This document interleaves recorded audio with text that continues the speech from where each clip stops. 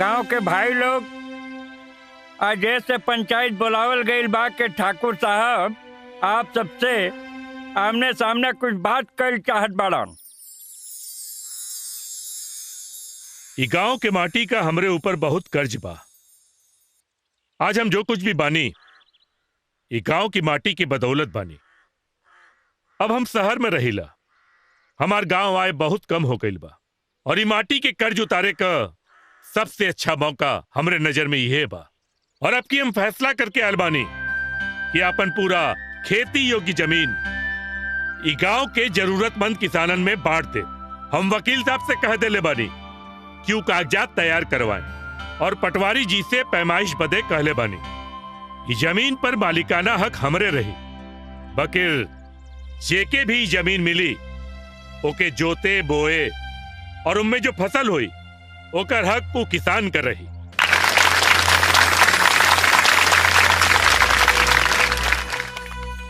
सरपंच जी, ये पूरे चीज का देखभाल आपके करे के बा। अब आप पूरा तैयारी कर लें कि के जरूरत बा और ओके ओके जमीन मिले के चाहिए। ठीक बना? जी ठाकुर साहब। प्रणाम। चलो सतप्रकाश। चलिए।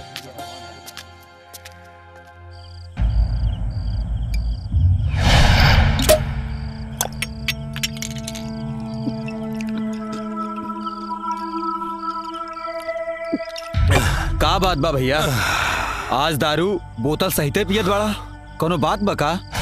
जब हाथ में आयल जायदाद हाथ से जाई ना रे तो ये हो खेला।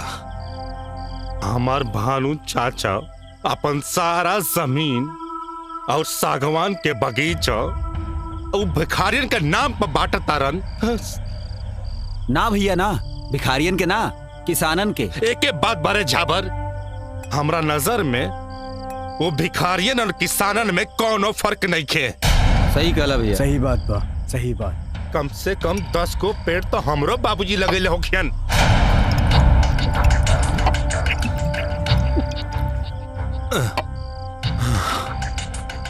रे इतना बरस से हमार उस जमीन सागवान के बगीचों पर नजर रहे। रे हमरा तो अब तक ये लगत रहे कि हमरा चाचा के शहर के काम से फुर्सते ना मिलत रहे। अरे ले दे के बाउं कर, एगो बेटी तब बिया, वो कल बिया के बाद दूसरा के घरे चल जाई, ओकरा बाद सब कुछ हमार, सब कुछ। लेकिन ना ना, अब समय आ गइल बा कुछ न कुछ करे के। सही बात बा। रउआ का करब भैया? कुछ भी, कुछ भी, कुछ भी करब। ठाकुर देवराज उस जमीन और सागवान के बगीचा पावे खातिर कोई भी हद तक जइहन, लेकिन भानु चाचा के उस जमीन और बगीचा वो किसानन के खैरात में ना बांटे देब, ना देब, ना देब। सरपंच जी, देखा खेत खलियान के बात तो हम लोग कर चुकल बानी। अभी रगल हमार सागौन का पेड़ सब, तो हम चाहता नहीं कि गांव का जौन गरीब लोग होगा और जिनके लड़की बियाह के बा, हमार तो एक गो लड़की बिया, पर गांव में बहुत लोग बाड़न जिनके एक लड़की हो, दो लड़की हो। ओ हिसाब से जेकरा घर में एक लड़की हो ओकरा नामे एक सागौन का पेड़, और जेकरा घर में दो लड़की बा ओकरे नामे दो सागौन का पेड़। वाह वाह वाह। पेड़ बेच के अपने लड़की का बियाह कर सकेला आराम से। ठीक बा? देखा हम तो यहाँ रही नहीं, अभी जिम्मेदारी आपका बा कि सब व्यवस्था आराम से कही दें, कर ले बना आप। हाँ जी, 1-2 दिन के अंदर ये तमाम लिस्ट हम रउआ के दे देब। इतना राउर भर दिल बा, ई गाँव खातिर रउआ इतना सोचता नहीं। आज के युग में केहू के इतना बड़ा दिल ना होखेला। अरे का कहता नहीं आप, ऐसा कोनो बात नहीं खे। प्रणाम चचा। देवराज, तू यहाँ? चचा, आपके गाँव में आवे के खबर केहू दूसरा से पता लागेला ना, अच्छा ना लागेला। और भतीजा ही हम, बुरो लगी ना तो कुछ कह ना पाई हम। ऐसा कोनो बात नहीं खे देवराज, दरअसल गांव आते ही हम कुछ जरूरी काम में उलझा गई। हाँ हाँ पता बा, इस जमीन और ये बागीचा के काम से ना। अच्छा, तो तोहरा के सब पता बा। चचा, ये गांव में एगो पत्ता हिलेला ना तो सबसे पहले देवराज के पता चलेला। लेकिन आपके जानकारी खातिर एगो बात बता दी, राउरी फैसला से हमरा तनिको खुशी नहीं खे। देवराज, हमरा खातिर तोहरा खुशी से ज्यादा महत्वपूर्ण ए गांव वालन का खुशी बा। चुपचाप यहाँ से चल जा। ए चचा, इस जमीन और सागवान के बगीचा कोन मंदिर के प्रसादी ना है कि जो सब में बाटत फिरत रहता रहा। इतिहास गवाह बा कि जब जब जमीन के फैसला भइल बा खून बहल बा, और आज इस जमीन और सागवान का बगीचा भी शायद खून मांगता। ए जब्बर, और जितना सरकारी नौकर बा लोग चलता बनाओ एकनी के, और उहे कर सक जौन हमनी के दुश्मन के साथ करे नहीं जा, और बीच में केहुआइल ना काट के रखती है।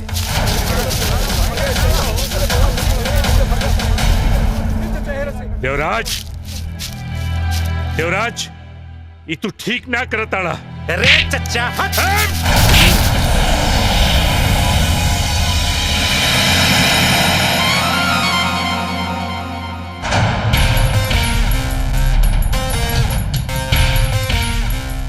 ये बात जब तक ले दूगो ठाकुरन के बीच होतला हम चुप रहनी है, कुछ ना बोलनी है। लेकिन अब ठाकुर साहब के सामने वहां का भतीजा ना एगो दुश्मन खड़ा बा। रे, ये दो ठाकुरन के बीच के आपसी मामला है। जो जाके कोनो मंदिर में बांसुरी बजाओ। देवराज, शायद ते महाभारत नहीं किस पढ़ ले। भगवान कृष्ण बांसुरी के साथे साथे सुदर्शन चक्र भी चलौले रहले, लेकिन तोरा खाती हमार हाथ ही काफी बा। मालिक रे वो साइड हो जाए। रे, दिखाओ के करो काट।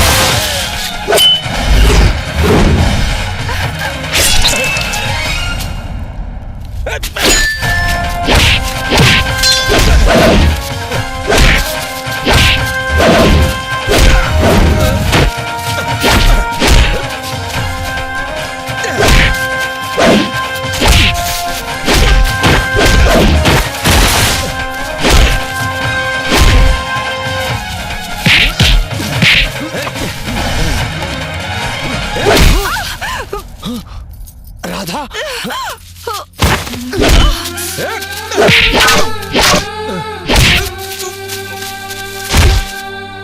क्या हो गई? दादा, अरे उठा, दादा, जल्दी ले चली, डॉक्टर के पास ले चली। चला बेटा।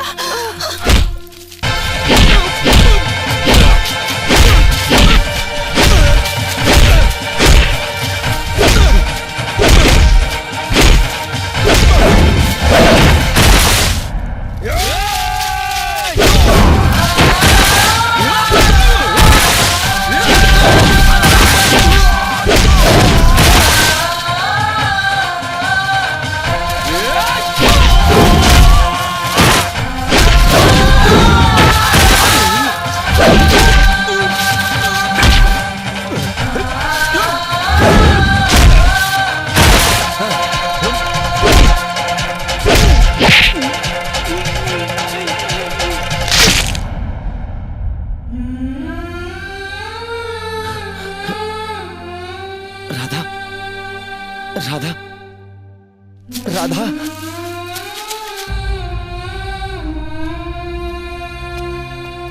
कृष्णा बेटा तो हर चोट अब कैसन बा? अरे मालिक हमार छोड़ी राधा अभी तक कैसन बाड़ी? ठीक तो बाड़ी ना?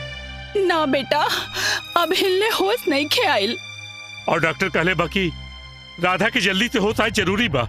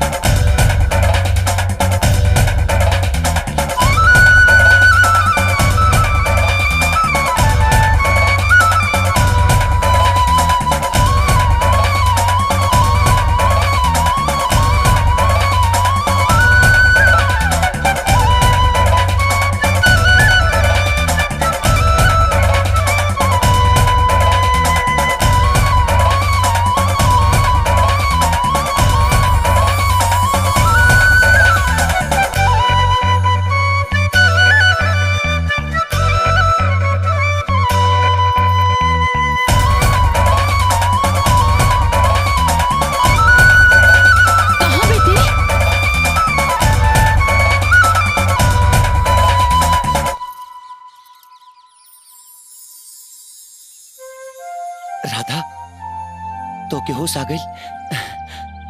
हाँ कृष्णा, शायद तोहरे बांसुरी की जादू से। भगवान के लाख लाख शुक्र बा कि तू ठीक हो गेलू। तोहर तबीयत कैसन बा? अरे तो के ठीक देख के तो हमार तबीयत ऐसे ही ठीक हो जाला।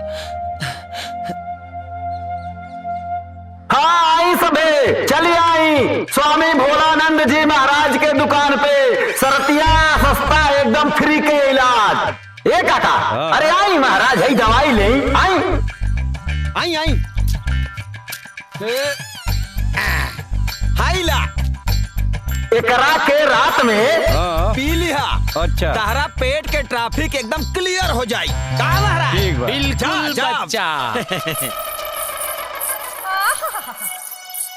प्रणाम भोले नंदन जी।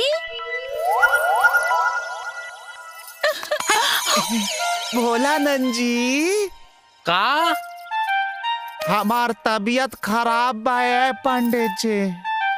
का कष्ट बा बच्चा? कष्ट हमारा ना तोहरा हो कि फारा डॉक्टर। डायरेक्टर ना, आयुर्वेदा चार्ज का है। हाँ हाँ ढोला अब भोला भोलानंद जी तू कहा हमार जिभिया ओकरा में कोनो खराबी आ गइल बा, कुछो खाइला स्वादे ना मिलत, इलाज कर दी। चिंता मत करा बच्चा, बिल्कुल चिंता मत करा। नंदानी जी महाराज। इनके पी बूटी के 2 बूंद इनका जिभिया पे टपका दो। अच्छा अच्छा बुझ गई नी। सब स्वाद वापिस आ जाई। ए भैया हे तनी हेने आवा। हेने आवा तनी। तनी खोला था। का खोली? अरे मूर्ख मुंह है और का खोला। अरे और खोला। हाई देखा हैप्पी बूटी के कमाल का गुरुजी। हाँ अब देखा दूसर केहू खाई आ तहरा के स्वाद मिलबे करी। अरे मूर्ख क्या कर दिया? Cheating cheating cheating. ये लोग पेट्रोल खिला देहलन। देखा देखा भाई लोग, अब ई पी बूटी के कमाल। तुरंत इनके स्वाद बुझा गए कि ई पेट्रोल। अरे वाह ठीक हो गई। ताली मारी महाराज ताली।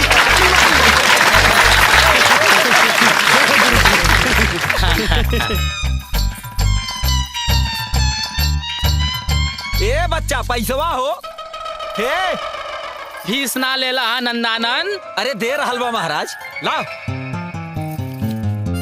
देखी ना दे रहल बा। अरे लाओ ली लक्ष्मी के फेंका तारा मुंह रख।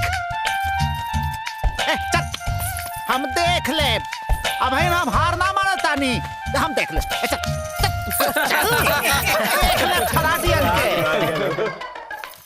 भाभी अरे राधा आवा, अब तबीयत कैसन बा? एकदम ठीक बा भाभी। किसना कहाँ बड़न? कृष्णा तो अभी बाहर गईलन।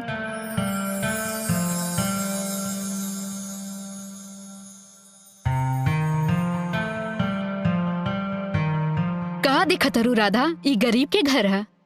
भाभी हाँ, इस सारा खिलौना के संभाल के रख ले बा? कृष्णा और के?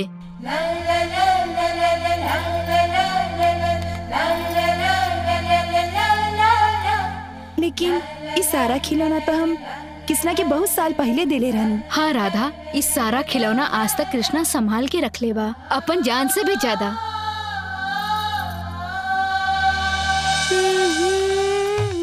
ई ला कृष्णा, ई हमरा तरफ से तोहरा के बर्थडे गिफ्ट। राधा, ई मूर्ति के हम अपन जान से भी ज्यादा संभाल के राखब। अच्छा का भइल राधा, तू बहुत खुश लगा तारू? हाँ भाभी, ई मूर्ति देख के कुछ याद आ गई।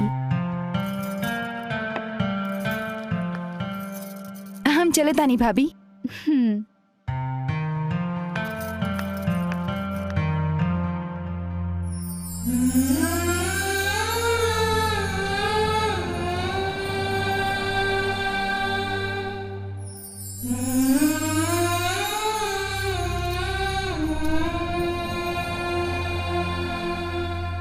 अरे ई तो का सोचे ताड़ू? लड़का तो तोहरा के बहुत मिल जाइए ना, लड़का तो बहुत मिल जाइए, लेकिन किसना जैसे हमके केहू ना मिली। अच्छा, लागत है तोहरा के भी प्यार हो गइल बा किसना से। हाँ, हमरो भी प्यार हो गइल बा। सोच ल, सोच लेनी।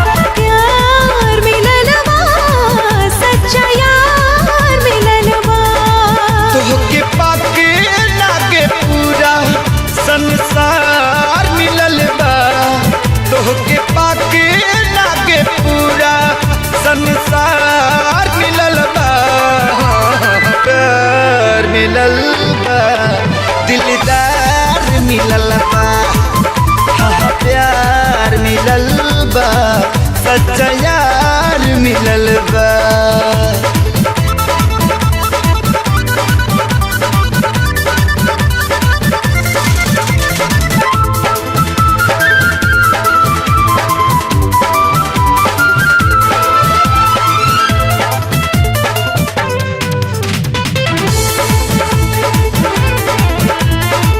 हमरा खुशी के नइखे ठिकाना, जब से भइनी दीवाना। दिल में हमके बंद काला, छोड़ दे हम जमाना। हयास में तू ही, सांस में तू ही, नस नस में हमरे समा जा। तोहरी बात से बहके मनवा, पहिया में थाला है राजा। जिंदगी के शुभ मुहूर्त, मन मंदिर के तू ही मूरत। सच कही दे सुकून, पहली बार मिलल बा, प्यार प्यार मिलल बा दिलदार मिलल बा हाँ, प्यार मिलल बा सच्चा यार मिलल बा।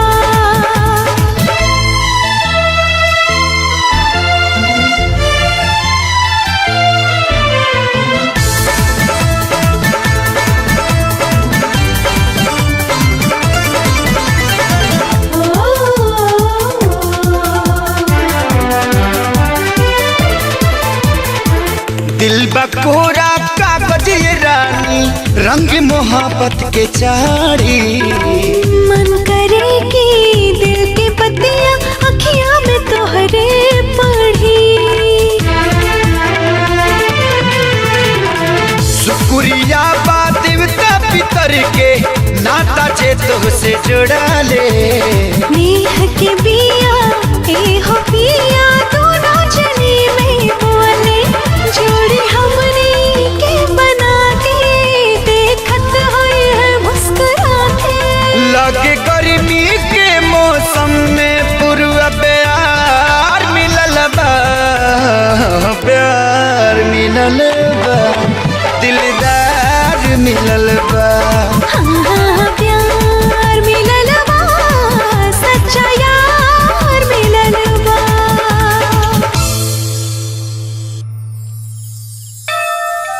अरे यहाँ काय खातिर लेके आलू हा? बचपन के कुछ अधूरा चीज पूरा करे आयल बानी। किसने एगो बात कही? हाँ खिसियाई बो ना तो?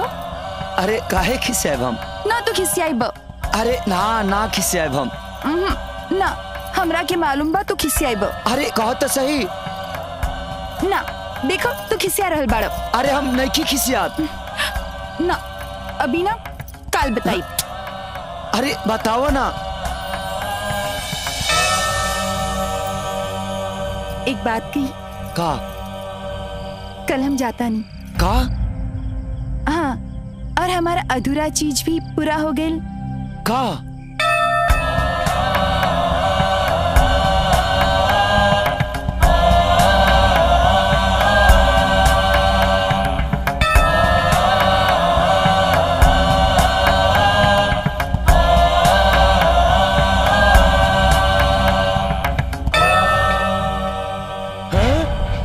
अरे ई क्या करता रह जाई हवा? अरे घोर कलयुग आ गई बा, घोर कलयुग। भगेश भगा। अभी तो जाते हैं पंडित जी, एक दिन हम ही फेरा जरूर पूरा करब। भगेश भगा।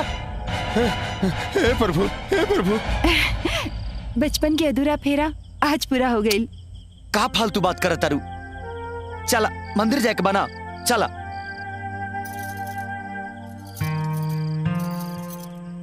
आई जा भाई लोग भौजाई लोग मामा लोग मामी लोग चाचा लोग चाची लोग सबके यहाँ इलाज बा और स्वस्थ लाभ ले ही जा दुकानी पर आ जाई। दिल के रोग होखे चाहे दिमाग के यही जा सबके इलाज बा।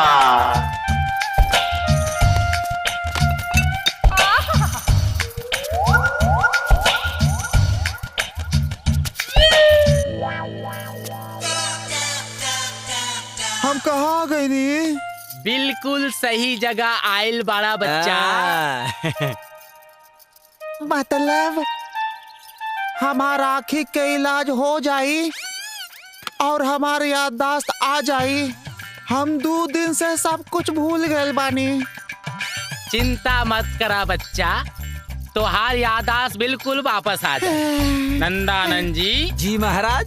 इनके पी बूटी के 2 बूंद जीभा पे टपका ना, पी बूटी ना, पेट्रोल ना, पेट्रोल ना। देखी जा पी बूटी के नाम सुनते ही याददाश्त वापस आ गई।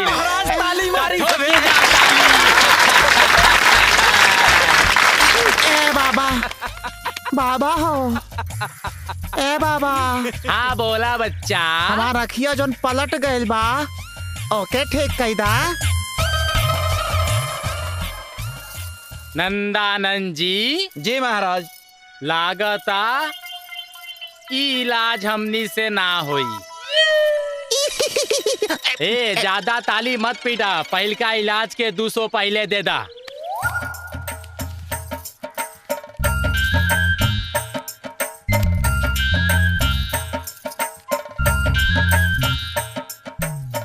नंदानंद जी। जी महाराज।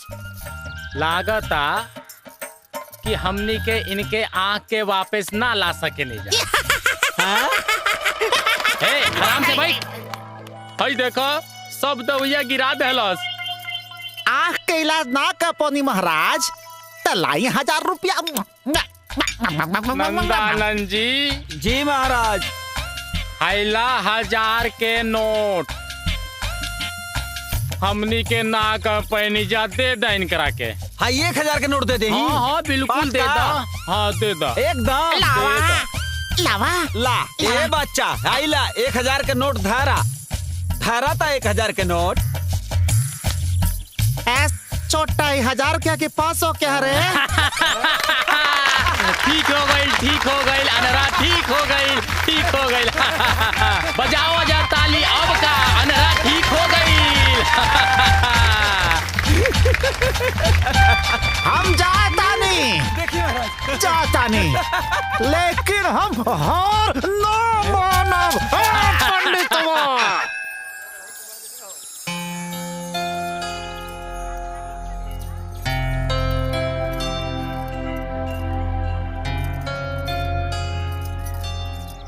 का भैल किसना तू हमार जाए के बात सुन के उदास हो गई ला?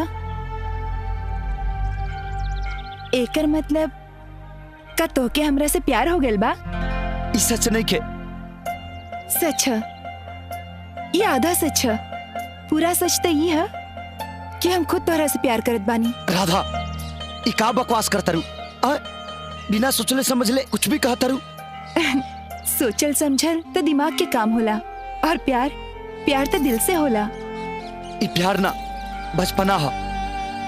बचपना बचपन में होला और प्यार जवानी में। हम तोहरा से प्यार करेली और शादी भी तोहरा से करब। जवानी में नादानी के प्यार के नाम मत डरा था। तू अपना मर्यादा के रेखा पार करता रू। अगर हमार राम रेखा के ऊपर भी हुई तो हम वो रेखा बार बार पार करब।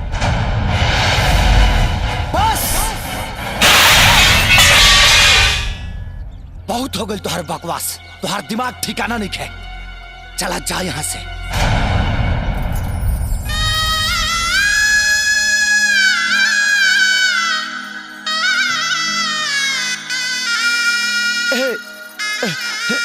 ए भगवान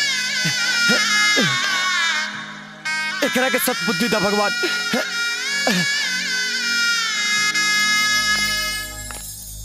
प्रणाम मालिक। खुश रह बेटा। का बात बा कृष्णा, हमने की शहर जाए से तहार मन उदास होत बा? अरे उदास तो होबे करी।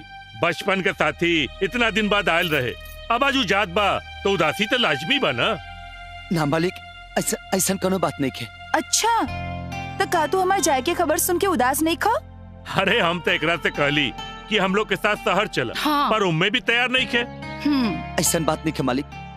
हम गांव में ही बहुत सुखी से बनी। अरे सत्य प्रकाश। जी मालिक। अरे सामान रखा बाबू गाड़ी में। हाँ मालिक। चला हाँ। चल जा। जियत रहा।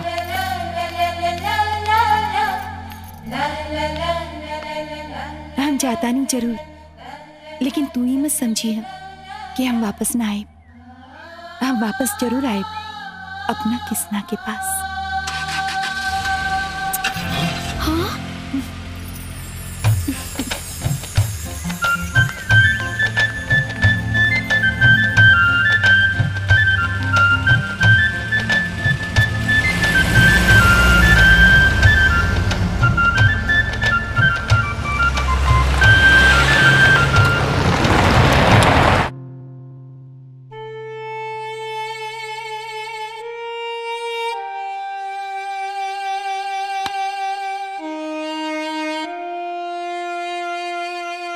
किसना का सोचे ताड़? तो के भी प्यार हो गइल बाना हमरा से?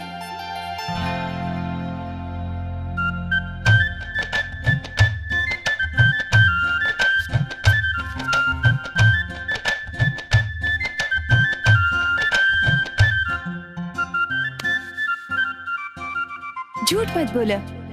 प्यार हो गइल बाना हमरा से किसना?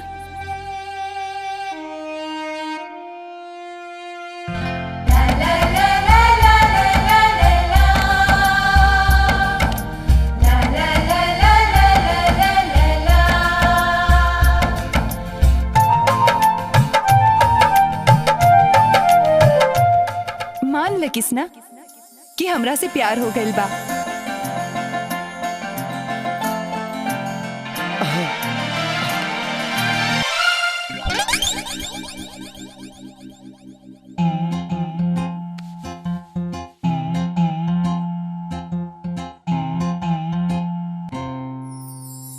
का कृष्णा का सोचता रे आय अब मान ले तो के प्यार हो गइल बा तोर चेहरा बताओ ता। हाँ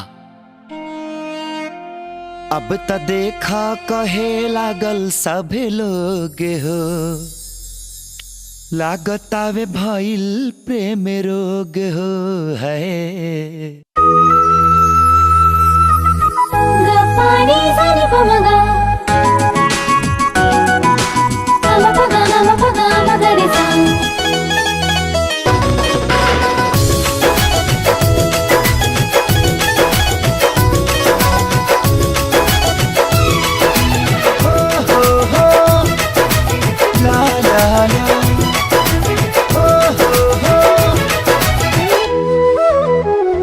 झूमे तुहरा कान के बाली संग में झूमे पेड़ के डाली।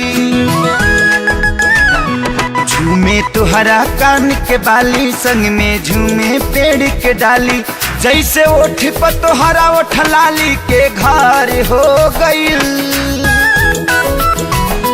जैसे ओठ पर तुहरा ओठ लाली के घर हो गईल। ओ सही आम के ओ सही आम के पतैयो हरियर हो गईल। ओ सही आम के पतैयो हरियर हो गईल।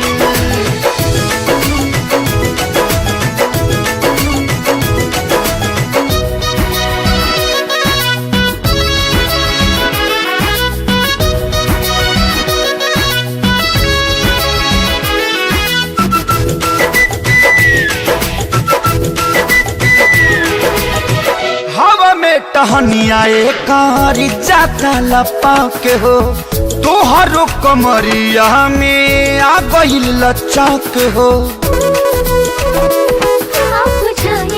बचपन के ई निशानी हवे दो दिल के धड़कन के ई कहानी हवे। वो निखरल आंग बा तोहरो एक करो पमजार हो गइल।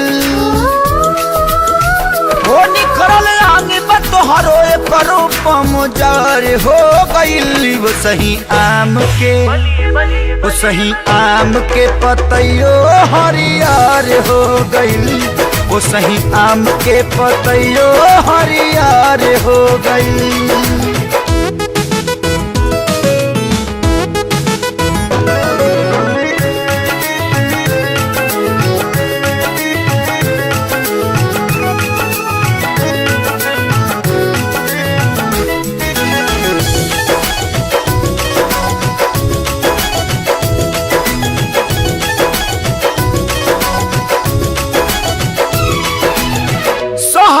तू बड़ा भइलू ई त बढ़ल गाँव में।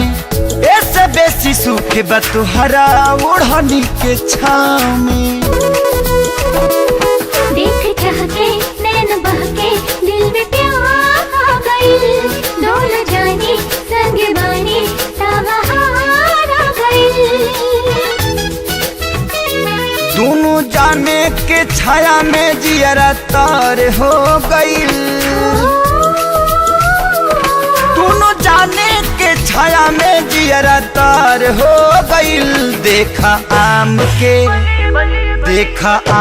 के पतैयो हरियर हो गइल। वो सही आम के पतैयो हरियर हो गइल।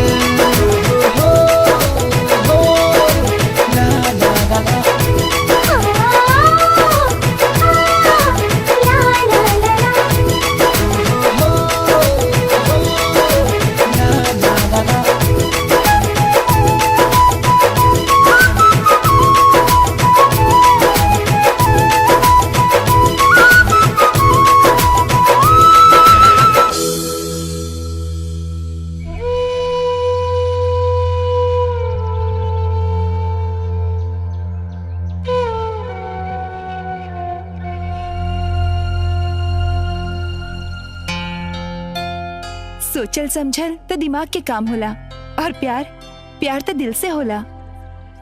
बचपना बचपन में होला, और प्यार प्यार जवानी में। हम तोहरा से प्यार करेली।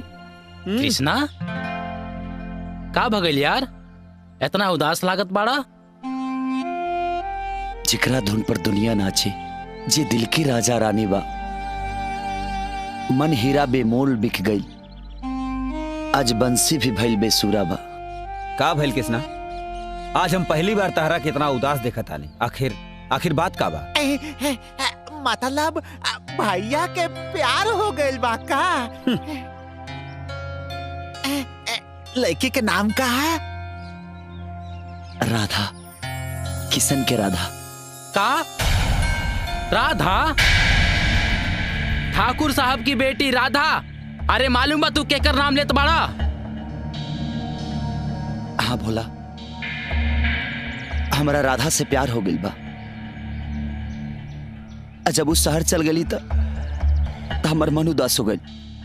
अरे पागल मत बना कृष्णा, मालूम बाटे तू केकर नाम लेत बाड़ा? हाँ कृष्णा, पानी के चलनी में लेके चले के कोशिश करबा ना तो कबो मंजिल तक ना पहुंच पाइबा, सोच लिहा। नंदू, सोच समझ के तब पार होला रे। प्यार तो बस हो चला। चला मान लेने की तू राधा से प्यार करेला, लेकिन का राधा तो से प्यार करेली बात के कौन गारंटी बा? मोहब्बत एगो एहसास के पावन आनी है। कृष्णा के दिल के ता राधा ही रानी है। यहाँ सब लोग कहेला कि काहे आंख में आंसू बा, दुनिया समझे त मोती है और ना समझे त पानी है। अरे बेवकूफ, वो बड़ घर के लड़की हिया, 2 दिन तोहरा साथे घूमल फिरल, ऐस मौज कैलास और प्यार के खेला खेल के चल गईल। ऐसा नहीं के बोला, हम ओकरे आंख में अपना खाती प्यार देख ले बनी। भोला, इंसान की जुबान झूठ बोल सकेला, ओकर आंख ना। ता तू तिरिया चरित्र के महाजाल में फंस गइल बाड़ा भाई। अरे ये सब छोड़ा और अपनी आंखी से आज प्यार के पर्दा हटा के बाहर आवा। ठाकुर भानु प्रताप के बेटी गांव के गवैया बजवैया से नहीं, कौनो पढ़ल लिखल शहरी लड़का से बियाह करी। अरे पागल, बियाह तक के सोचेला रे। राधा के प्यार के एहसास से हमार पूरा जिंदगी गुजारे खातिर काफी बा। वाह भैया वाह, हमारे पास कमर रहेगा, आपका प्यार अमर रहेगा। हो हो ला ला ला ला।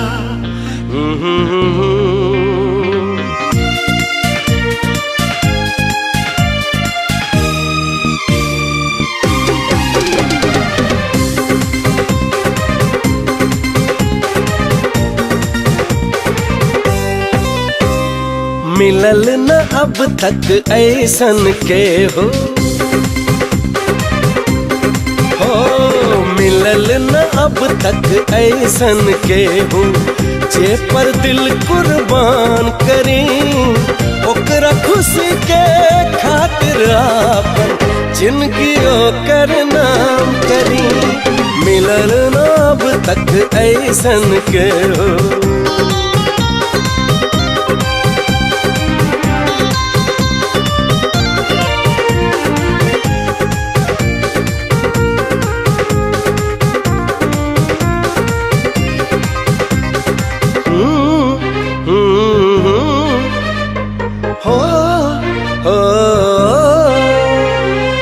जाने कहवा कौन घड़ी नजर से ओकरा नजर मिली, दिल के दिल से होई मिलन, चाहत के तब फूल खिली, तब चाहत के फूल खिली। केहू दिल हमरा नाम करे, केहू दिल हमरा नाम करे, हम केहू के नाम करी, ओकरा खुशी के खातिर आपन जिंदगी ओकरे नाम करी। मिलल ना अब तक ऐसन के हो,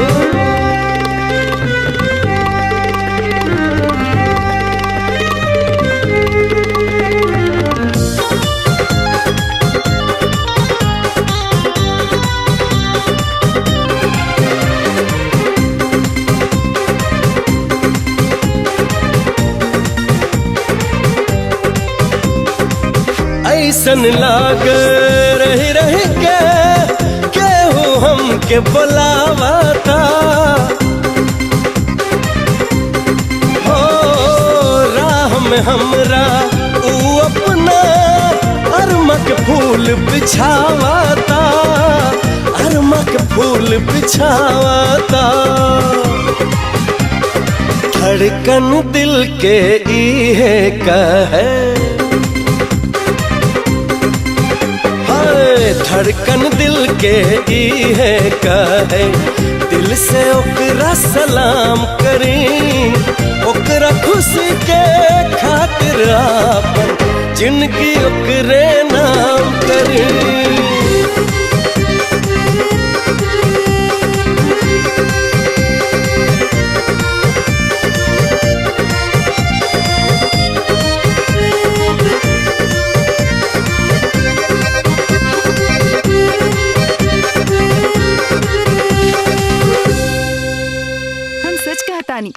बहुत खूबसूरत जगह बा, हमरा के तो बहुत मजा आई।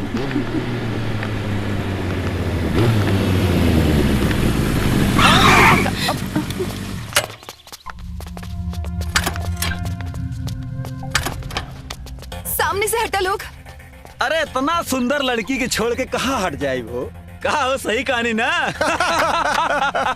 अरे यार लड़की 3 और लड़का 6, बहुत ना इंसाफी बा।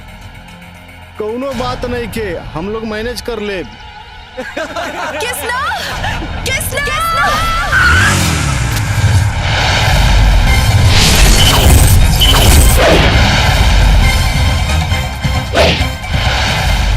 अब तो जवन होई तवन मजेदार होई। ए भाई लोग का होत बा यहाँ? हीरो चल फुट ले यहाँ से। फुटली? हम कौनो गुब्बारा हई जौन फुटली? ए, बात मत कर, यहाँ से सरक ले। हम तोहार कोनो चड्डी हई जौन सरक जाई? प्यार से समझावत आनी ता समझ में नहीं खे आवत, कपारे पर चढ़ जाता रे। जो अपन काम कर। तू कहत बड़ा भाई तो हम अपन काम करके ही जाइब।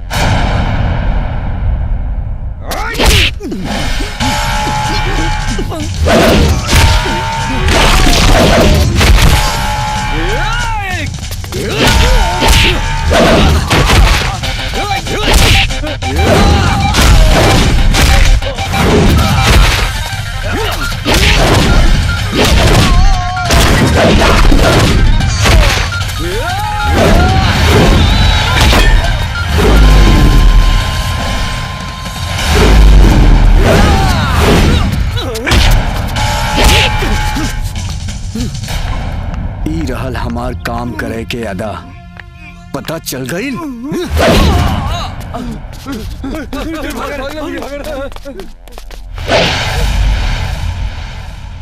Who is this handsome guy?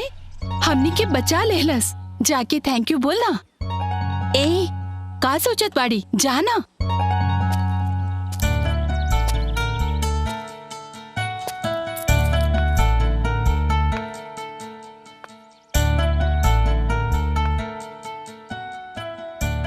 अरे थैंक यू के कोनो बात नहीं खे, ई तो हमार फर्ज रहल।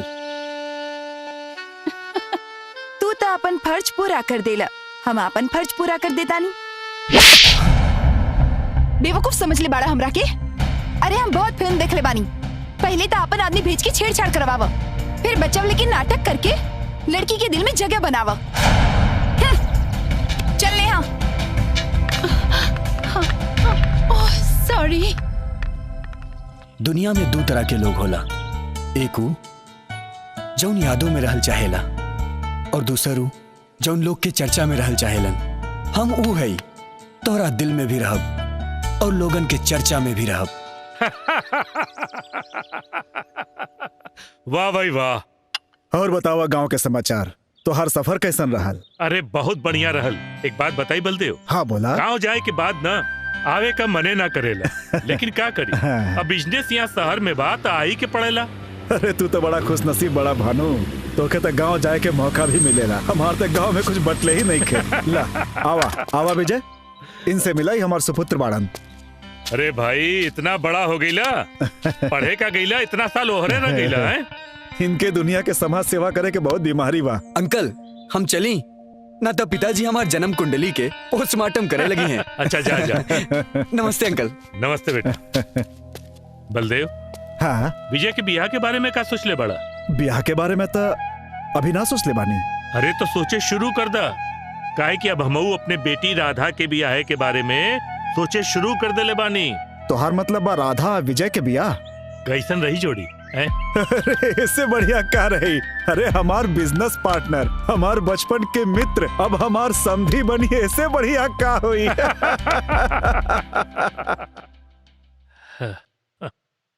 का बात बा, आज बड़ा खुश लागता नी?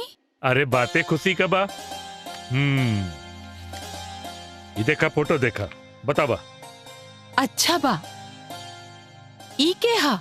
अरे बलदेव के बेटा विजय का फोटो बा। हम राधा के साथ ओकर बियाह करे चाहते, अब तू अपन राय बता दा। हमरा तो पसंद बा। बस राधा के भी पसंद आ जाए ना, तब बात आगे बढ़ाई। अरे भाई कौन बात बढ़ावे की बात होता? अरे बैठे तो पहले। बेटी पापा तोहार ले लइका पसंद कर ले बाड़न। अच्छा देखा, तोरा पसंद बा का? ई लइका? अरे तू एकरा के जाने लू का? मतलब कि हम इसे साथ मिल चुकल बानी। अरे तो और अच्छी बात बा, लेकिन बेटा तू अच्छी तरह सोच विचार के बतावा। अरे तोरे भविष्य का सवाल बा, कौनो हड़बड़ी नहीं।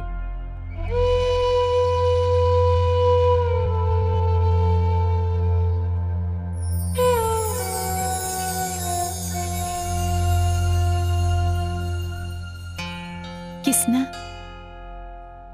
हाँ राधा बोला।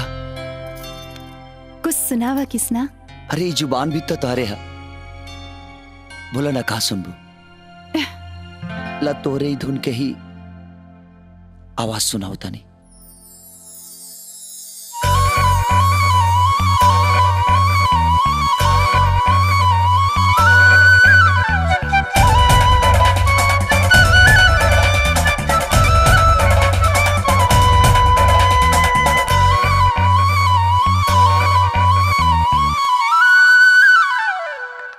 बात बा राधा, इतना अर्जेंट बुलावलो हा? हाँ नेहा, हम कॉलेज जाए के बहाना बना के आए नेहा। कोनो परेशानी बा का? पापा हमार ब्याह तय करे जात बाड़न। हम बड़ा धर्म संकट में फंस गए बानी। इमे धर्म संकट की कौन बात हा? हम तक कब से ऐसा धर्म संकट के अगुरतानी। पागल, बात सिर्फ इतने नहीं खे। हम क्यों और से प्यार करेनी? केहू और से प्यार? के हो खुश नसीब? किसना? कृष्णा? राधा, आज ले तू अपन प्रेम के बात हमरा से छुपा के रख लू?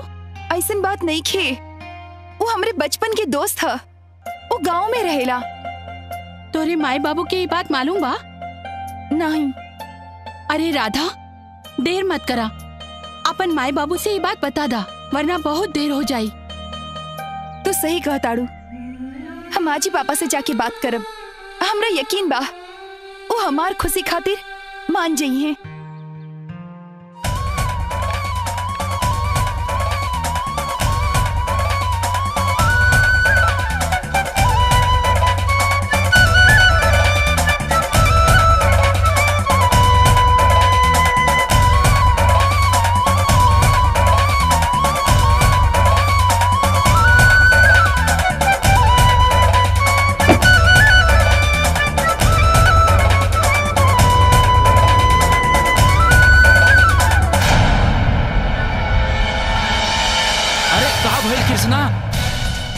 हमरा कुछ समझ में नहीं आवत यार। लगता तोहर तबीयत खराब होके वाला बा। ना यार, ऐसा कोनो बात नहीं है।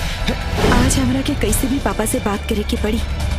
हम किसना के मन से अपन पति मान चुकल बानी। ऐसे पहले कि पापा बात आगे बढ़ावे, हम पापा से सब कुछ बता दे। लेकिन कुछ अजीब सा लगता और बेचैनी भी होता हमके। रुका, हम पानी लेके आवता नहीं। ना बोला, एक कोनो जरूरत नहीं के। ऐसा लगता कि राधा के साथ कुछ तो होके वाला बा यार।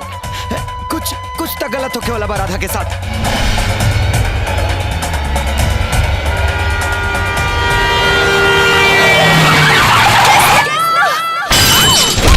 राधा! कृष्णा! कृष्णा!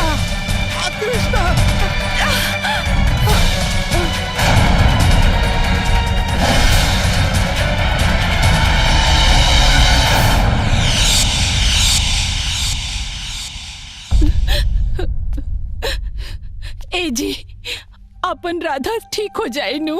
शांत रहा, डॉक्टर साहब देखा तो वरना सब ठीक हो जाए। ए जी, हमार बहुत जी घबराता। डॉक्टर साहब, हमरे राधा का क्या स्थिति बा? हमने कोशिश करा था नहीं जा, बाकी तो ऊपर वाले के मर्जी बा।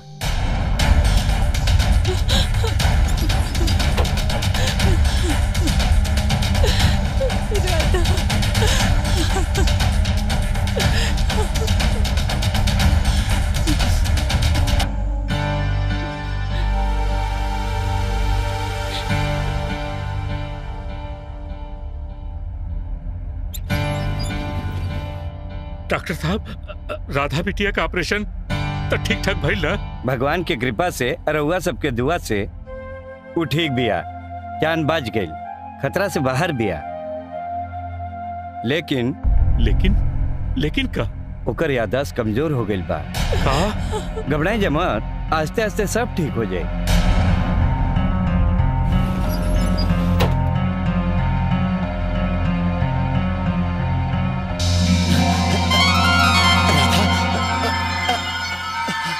राधा, राधा, राधा, राधा। कृष्णा, ये का भेल कृष्णा? भैया, हमके उलूर जुलूर सपना होता और हमार दिल बहुत घबराता भैया। हमरा ऐसा लगता ना कि राधा के कुछ ना कुछ जरूर भइल बा भैया। अरे तू चिंता मत करा, राधा के ऐसा कुछ ना भइल होई। तू ऐसे ही बिना मतलब के सोचत रहला, यही से तोरा चक्कर आ गइल बा। ना भैया। अरे हमार बाबू के होश आ गइल का? भैया एक बार मालिक के फोन करके पता करा ना कि राधा के कुछ भइल लेकिन प्लीज भैया एक बार बात करा ना मालिक से। अरे हम बात कर बाबू, तू आराम करा ना, तू आराम करो।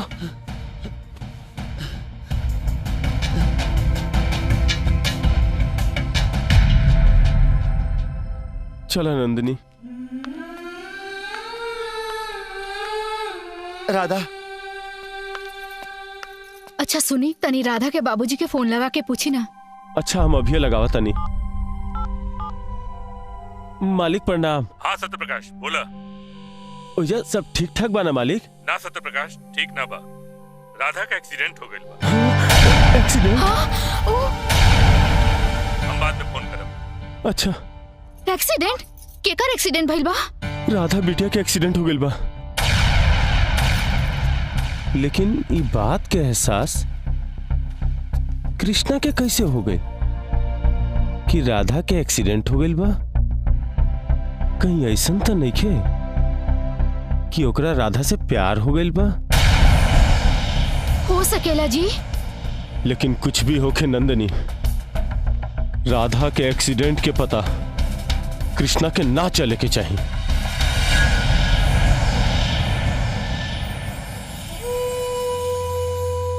हे भगवान, हम नहीं जानत कि हमार राधा कौना हालत में बाड़ी, लेकिन पता ना काहे हमके ऐसा लागता कि हमार राधा कोनो ना कोनो मुसीबत में जरूर बाड़ी। हे कन्हैया, हमार राधा जहां भी होकस, जौना हालत में होकस, उनका रक्षा करिया कन्हैया, उनका ख्याल रखिया, उनका के हर मुसीबत से बचे हम मुरारी, हर मुसीबत से। कैसे कि हमरा और राधा के प्यार के साक्षी तू ही बड़ा और ओकर सलामती तोहार जिम्मेदारी बा। तोहार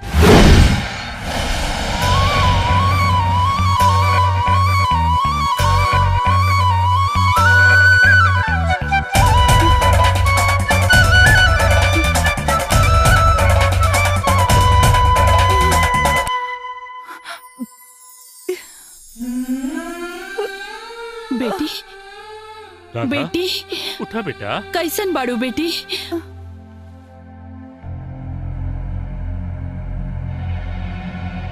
कहा भइल? ऐसे का देखा ताड़ू?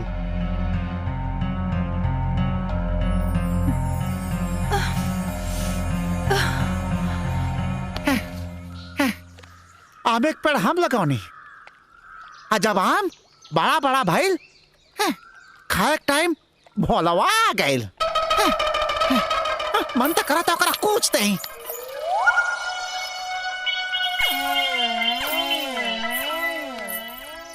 जग्गू जग्गू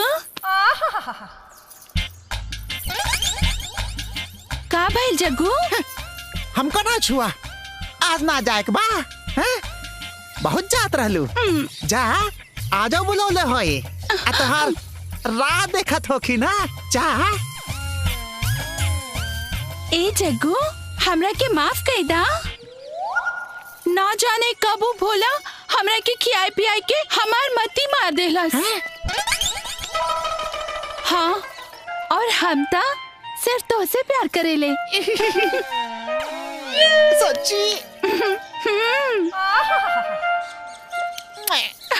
चुम्मा लेता।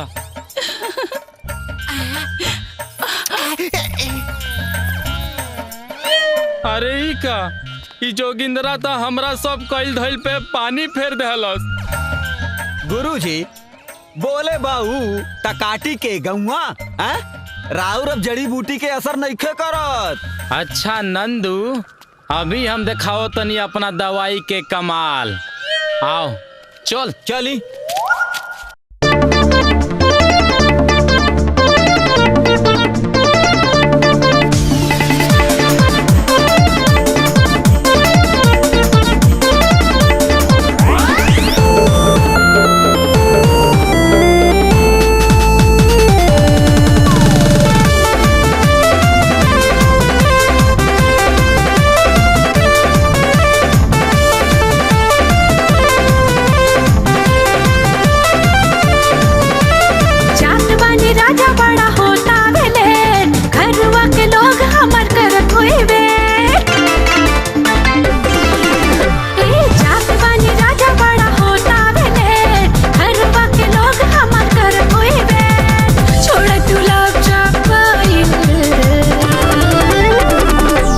देहलू किस हमरा दिस के एंटीना खड़ा भइल। देहलू किस हमरा दिस के एंटीना खड़ा भइल।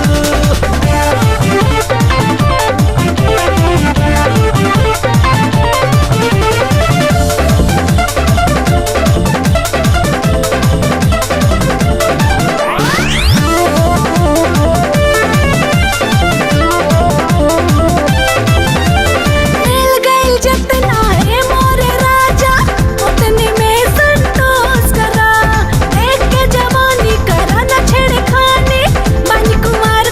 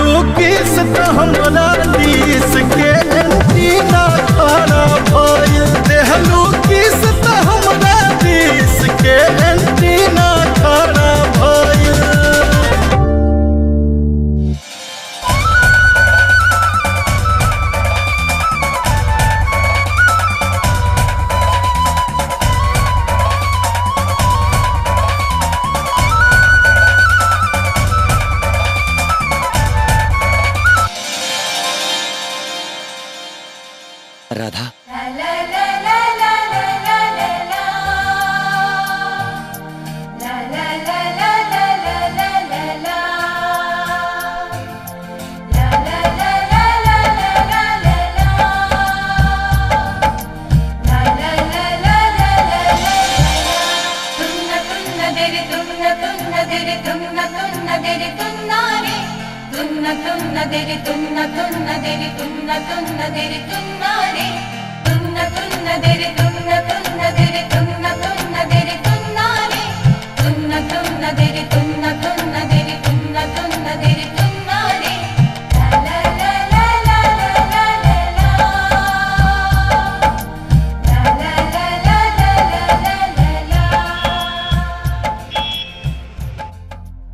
आरती, न जाने ही घर के केकर नजर लग गई। राधा के एक्सीडेंट के पहले कितना अच्छा माहौल रहे अपने घर का। राधा की हंसी, राधा की शरारत एक घर का मौसम बदल देता रहे। लेकिन अब हमरा की यह समझ में नहीं आवत कि हमारा अपन राधा कैसे वापस आई। भगवान पर भरोसा रखी। और डॉक्टर साहब भी तो कहत रहनी ना कि धीरे धीरे राधा की सब याद आ जाई। अब भगवाने पर तो भरोसा बा। सुनी, हम एक ठो बात कहे के चाहता नहीं। बोला। हमरा लागता कि अब राधा की शादी में देर ना करे के चाहिए। तू तो हमरे मुंहे का बात छीन ले लू। अरे बलदेव हमार बहुत अच्छा दोस्त बा, हम उसे बात करीला, वो हमार परेशानी समझी।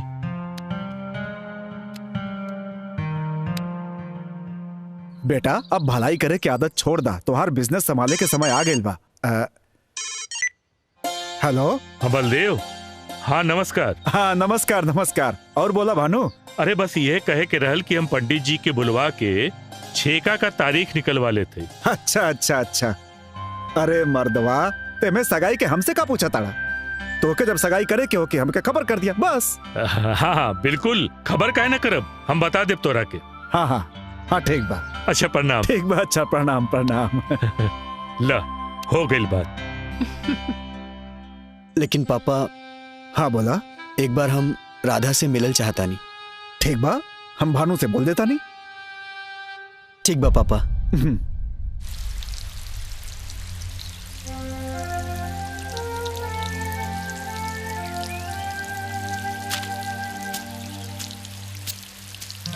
का भइल कृष्णा, कहाँ गुम बाड़ा, का सोच रहल बाड़ा? भैया हम दीवाना हो गइल बानी। दीवाना? के कर? बरसों से किशन त राधा के ही दीवाना बना भैया। राधा? नंदनी समझावा इनकरा के, इनकरा प्यार हो गइल बा। अरे प्यार के बा अधूरा बा, मोहब्बत के बा अधूरा बा, इश्क के सा अधूरा बा।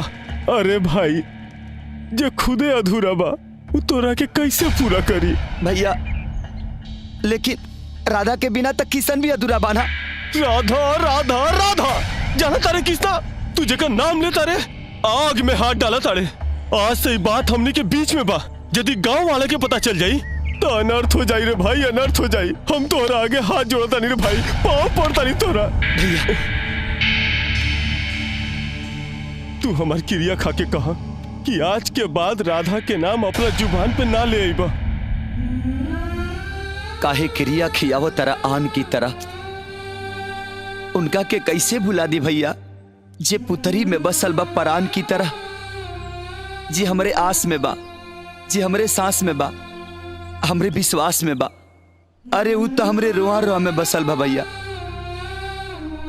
कैसे भुला दी राधा के भैया, कैसे भुला दी? अरे पागल, तो के पता बा राधा के नजर में तो औकात का बा? ए जी ऐसन बात नहीं खे, राधा भी देवर जी से बहुत प्यार करेली, एकर साक्षी हम बानी। हे भगवान, ये दोनों के दोनों पागल हो गए बाड़े। हे भगवान, यानी के सचमुच सीता। ना बाबू, सब ठीक हो जाई, तू चिंता मत कर, सब ठीक हो जाई बाबू, हम बानी ना।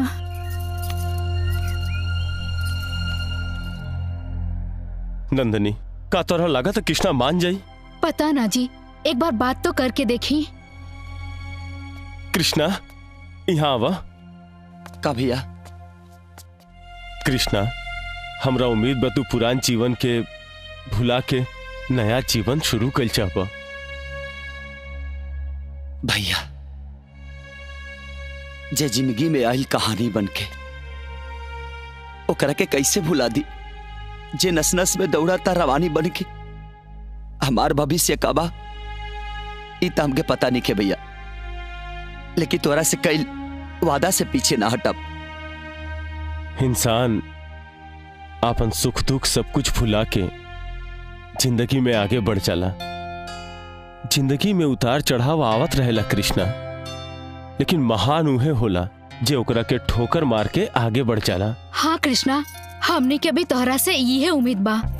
हाय फोटो तो देखा कैसन बाड़ी। हाँ कृष्णा, हमके माफ कर दे भैया। हम राधा के अलावा अपने दिल में केहू और के जगह ना दे पाई। हम केहू और लड़की से शादी करके ओकर जिंदगी बर्बाद नहीं कर सकत भैया, नहीं कर सकत। हमके हमरे हाल पर छोड़ दलो, लेकिन हमसे ना होई, ना होई, ना होई।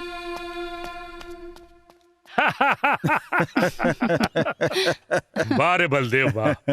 विजय बेटा जी, तू तो पता नहीं कितना साल बाद ही घर में आल बड़ा।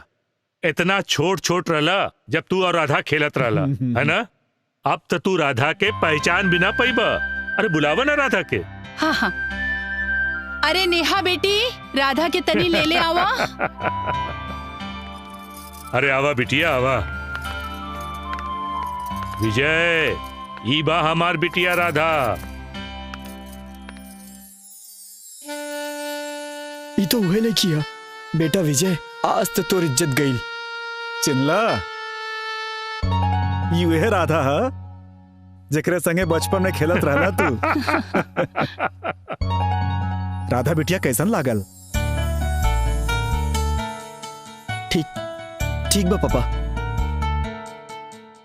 ठीक बा पापा मतलब बढ़िया बा, पसंद है।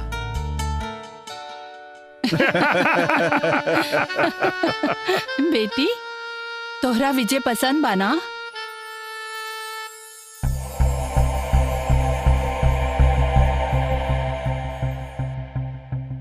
अरे बतावा ना बिटिया। अरे शर्मातिया। एकर मतलब अपन राधा के अपन विजय पसंद बा। चलो ठीक है बा। देखा बलदेव, हमार राधा हमारे आँख का रोशनी और ये घर का जान बा। अरे भानु, तू चिंता मत करा, अभी तोहार बिटिया नहीं हमरो बिटिया है। हम एकरा बहू बना के ना ले जाई, अपन बिटिया बना के एकरा ले जाई। हमके तो से ये उम्मीद बा।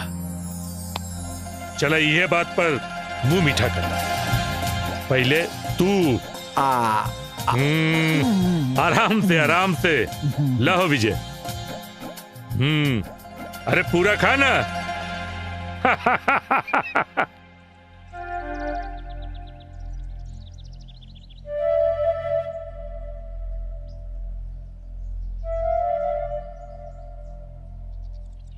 राधा तक आके गई रही कि हम आई कहीं सर जाके हमके बुलाता ना गईली।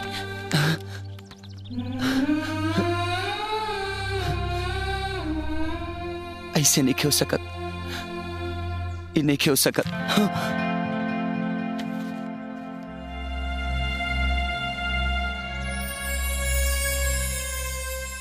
ए कृष्णा, ई का हाल बना ले बड़ा यार। हाँ, अरे संभाला यार, अपने आप के संभालो।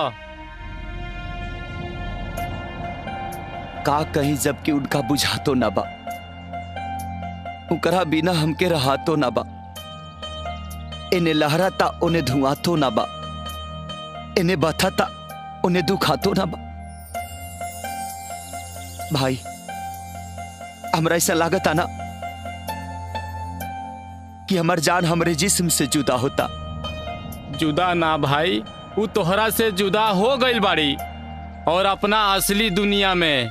हाँ कृष्णा, अगर ऐसा ना रही तो काऊ तोहरा के फोन ना करे रही।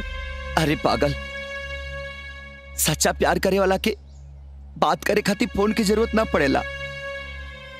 प्यार के तारंग ही दिल के बात दिल तक पहुंचा देला रे। वाह भैया वाह। तू पागल हो गए बड़ा का। हम कहतनी भुला जा ओकरा के, भुला जा कृष्णा, भुला जा। भैया भी ये चाहता रे, लेकिन हम का करे यार। हम जब भी कोशिश करनी राधा के भुलावे के तो लागल कि हम जी ना पाई।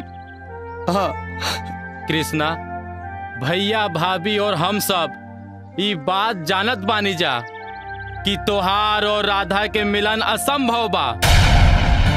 कृष्णा, अगर ये बात के भनक भी पूरा गांव वालन के लाग गईल तो सोचा का होई। ठाकुर साहब गांव वालन के अपन जमीन देत बाड़न। हाँ? अगर तोहरे कारण कोनो गड़बड़ी भइल हमार भाई, तो ये पूरा गांव ये बात के कबो ना बर्दाश्त कर पाई, कबो ना। तो यही से भाई हमार हाथ जोड़ी बा कि तू राधा के एगो सपना समझ के भुला जा।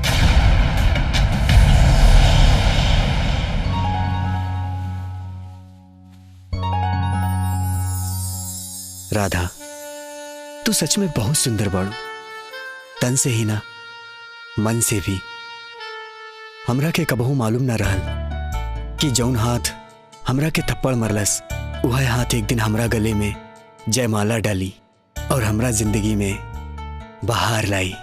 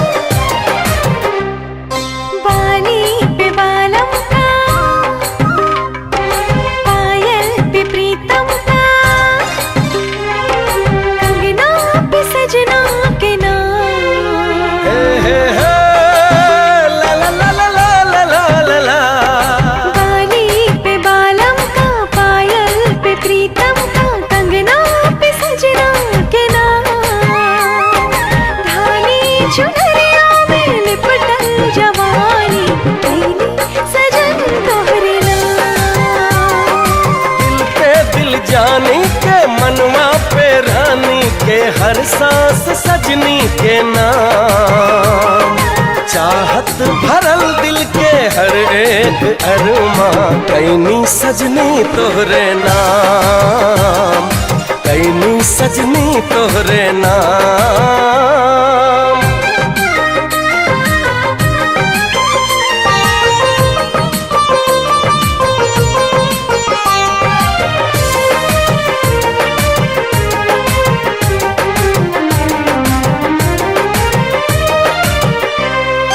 चढ़ल बना जान कैसन खुमारी, बहियों में आ जाए रानी,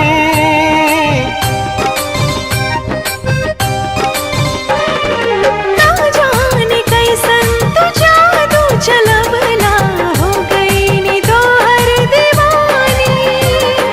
सासन में सरगम में मनवा के उपवन में अंग अंग वासिक के नाम, चाहत भरल दिल के हर एक अरमां, कैनी सजनी तोहरे नाम, कैनी सजनी तोहरे नाम। सगर सगर सनी पानी रे,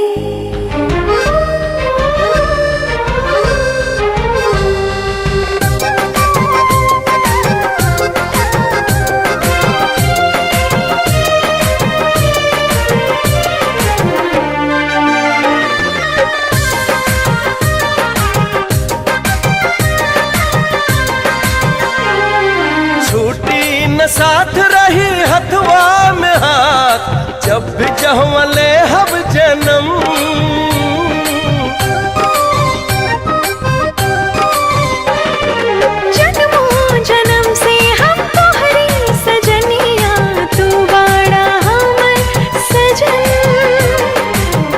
दिलवा पे हमदम के धड़कन में प्रियतम के आहट मिले सुबह शाम। धारी चुनरिया में लिपटल जवानी कैली सजन तोहरे नाम, कैली सजन तोहरे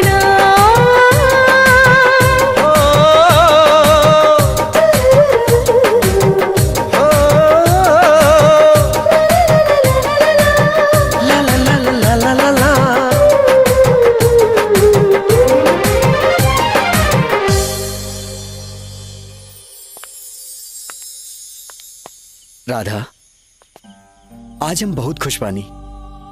हमनी के पहली मुलाकात तो तोरा के यादें होखी। छोड़ा वो बात, हमू भूले चाहता नहीं। हमने दोनों की शादी हो जाई तो हम कितना खुश हो खब।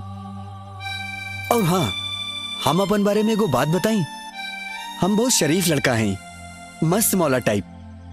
दूसर के मामला में टांग अड़ावे के आदत है। और घुमक्कड़ भी। पर तू चिंता ना करा, ब्याह के बाद हम एकदम सुधर जाए, वादा। राधा, ये रिश्ता से तू खुश नहीं खेला तारू? ना, ऐसन कोनो बात नहीं की विजय। तो कौन ऐसन बात बा जौन तोहरा के अंदर ही अंदर परेशान करता? तू हमरा से कुछो छुपावा तारू? हम तोहरा से कुछ नहीं के छिपावत विजय। बल्कि हमरा खुद नहीं के पता कि हम काहे उदास बानी। हम सच कहतानी, हमरा कुछ नहीं के मालूम। हम झूठ नहीं के बोलतानी। ऐसन कुछ भी होके तो हमरा के बोला। हम तो हर मंगेतर ना, एगो दोस्त हैं। हम तोहरा से कुछ नहीं के छुपावत बानी। बल्कि हमरा खुद समझ में नहीं की आवत कि हम काहे उदास बानी। हम सच कहतानी, हमरा कुछ नहीं के मालूम।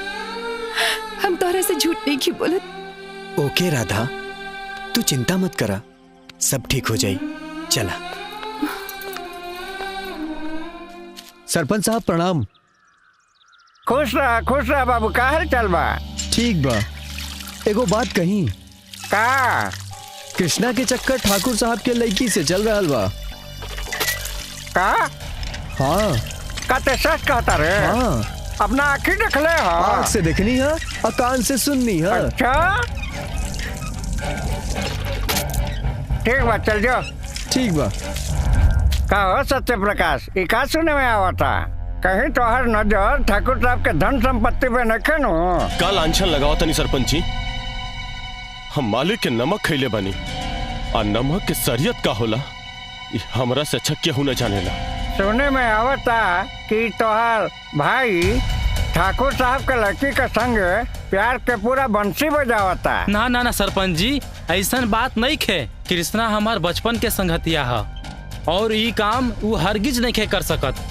ठीक बा, अगला बुधवार के दिन अपना भाई के लेके आवा। ई पंचायत में दूध के दूध और पानी का पानी हो जाए। का भाई लोग, ठीक बा नो? आप इतना खिसियाइल का है बानी जी? खिसियाई ना तका, आरती उतारी तार कृष्णा के। तू नु जाने लो क्यों दूध के धोल हमें। लेकिन भाई का? अरे जौन बात के डर रहे हुए भाई, पूरा गांव में प्रेम प्रसंग तो हर लाडला के फैल गइल बा। पूरा गांव इनका खिलाफ हो गइल बा। लेकिन भैया, ये बारे में हम गांव के लोगन से कौनो बात नहीं की कैले। तका हम बताऊनी? हाँ भैया, भरोसा तक करा हम पे। भरोसा तो हम के अपने आप पे भी ना रहल कृष्णा। कल सरपंच जी तोहरा खिलाफ में पंचायत बुलौले बड़े। भगवान जाने कल पंचायत में का फैसला हुई। तोहरा पर आरोप बा कि तू ठाकुर साहब के लड़की राधा से प्यार कैला। अपन औकात भुला के हम सबके मालिक के दामाद बने के सपना देखलस। जौना थाली में खैलस उहे थाली में छेद कैलस। अरे ये ठाकुर साहब के साथ गद्दारी कैले बा, एकरा चलते पूरा कैल धैल पर पानी फिर जाए। जवाब दे कृष्णा, तोहरा इस बारे में का कहे के बा? अरे चुप रह बा, तेकर मतलब पंचायत का समझी? बोला। सरपंच जी हम कुछ कहना चाहते चुप रहा बैठा।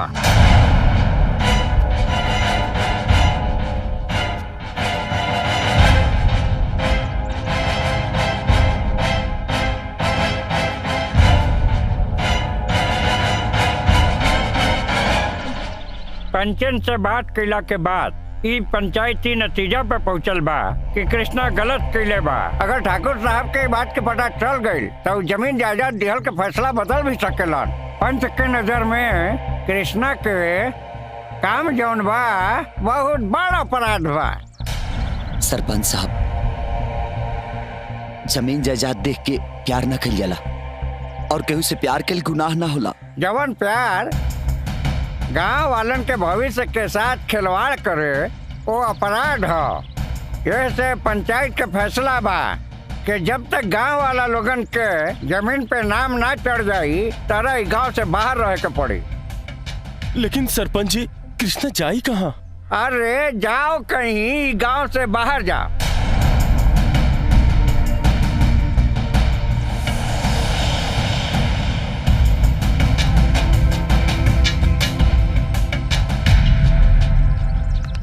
तैयारी वारी सब ठीक लगल? अरे सब ठीक बा, सब ठीक बा, सब ठीक बा। आओ बिटिया, अंगूठी दो। इला पहना दा। पहना दे।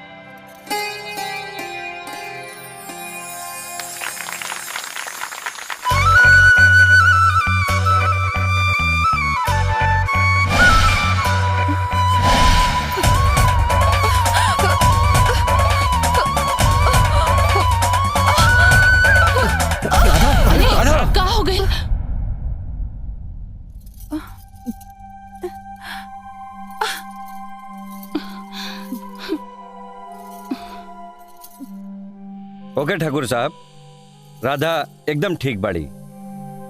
ठीक है। लेकिन डॉक्टर साहब एक बात बताई। हाँ बोली। ये एकाएक बेहोश होए का कारण का रहल? और इनकर बेहोश होके के कई गो कारण बा। जैसे कि रउआ बतौली हाँ कि एक्सीडेंट के बाद मन में कोनो ऐसा ग्रंथि हो जाला जौना के बारे में इनका के भी मालूम नहीं खे। आप एक काम करी जी, इनका के ऐसा जगह ले जाई जहाँ के इनकर मन लागे और प्रसन्न रहे। ठीक बा। ठीक ना? प्रणाम। प्रणाम। चलो तन।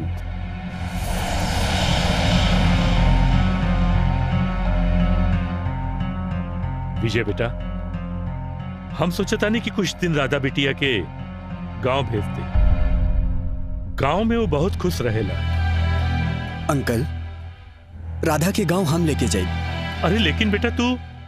अंकल, राधा राउर के ना हमार जिम्मेदारी बा और आप कोनो चिंता ना करी। ठीक बा बेटा, हम सत्यप्रकाश के फोन कर देता नहीं, तू जाए की तैयारी करा।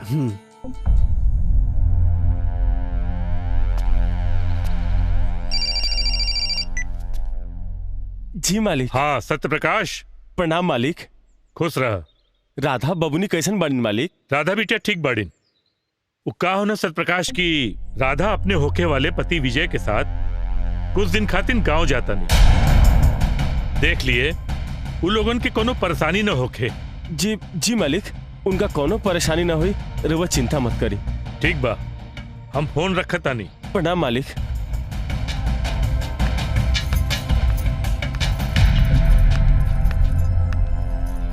का भेल जी, कोनो परेशानी बा? ना नंदनी, वो मालिक के फोन आयल रहे।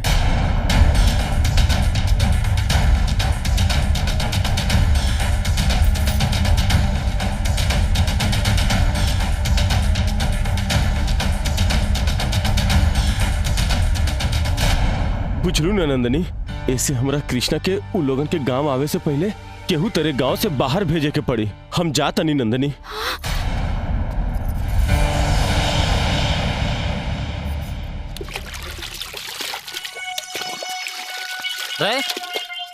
ते आ गए फिर जा।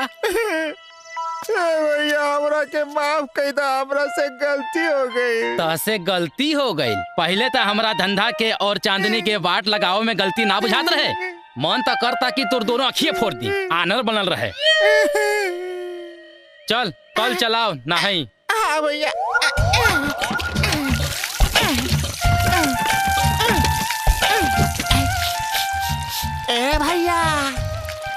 जवन साबुन लगावा तानी बहुत गम कहता। ई इंटरनेशनल साबुन है। आज चांदनी से मिले जाए के बा। अरे कल चलाओ। हाँ भैया। ए भैया। हाँ नलवा पनिए ना देता हो। ई ससुर फिर कोनो नौटंकी बा का तोर? ना भैया कसम से। अच्छा हम चाचा के नल से पानी लावता नहीं है। अरे लाऊ आँख पर पराता यार। अरे कहाँ गई ले? पानी डाल। अरे नला बड़ा जाम बा, लावता नहीं भैया। अरे ते जल्दी से पानी लिया, आँख पर पराता। अरे लावता नहीं, भोजपुरिया शैम्पू बा, हमेशा महकी। आई ली चकाचक। अरे गधा रे। अरे ई गधा ई तो ऊपर से ना ला देना रे। रुक गधा रुक। चमेली से मिल बच्चा, चमेली से। अरे भोला हाँ सुनो, कहाँ हो गल भैया? जल्दी से कृष्णा के लेके अपने मामा के गांव चल जाओ। इतना जल्दी? लेकिन बात कहा है भैया, बताई ना। अरे राधा के होखे वाला पति विजय बाबू सीधे गांव आवा तारन। जाना तारे यदि राधा और कृष्णा के आमना सामना हो जाई तो का होई? हाँ हम समझ गए नहीं भैया। रहुआ जल्दी से जल्दी कृष्णा के तैयार करी। हम तुरंत नहा के हम आवत नहीं। ए चल नल चलाओ रे, चल। ए जल्दी चलाओ ना। हाँ चलावता नहीं भाई।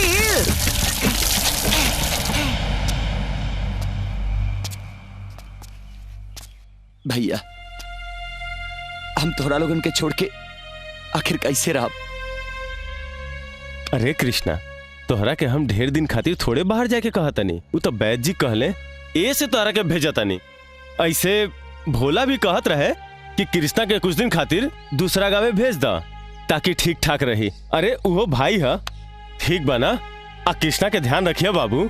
हाँ कृष्णा अपन ध्यान रखिए बबुआ, कोनो परेशानी हुई तो फोन करिए। खुश रहा। खुश रहा। बस रहना।